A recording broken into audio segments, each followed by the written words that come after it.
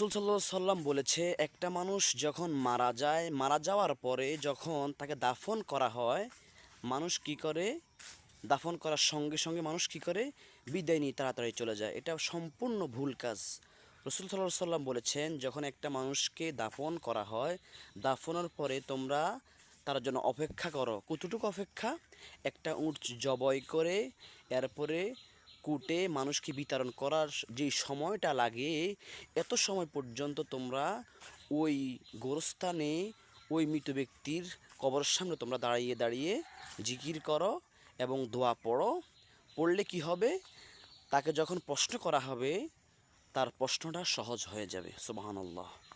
তাহলে অবশ্যই আমরা ইনশাআল্লাহ কোনো মৃত ব্যক্তি মারা গেলে দাফন করার পরে আমরা কিছু সময় দাঁড়ায় থাকার চেষ্টা করব। এতে মৃত ব্যক্তির অনেক লাভ।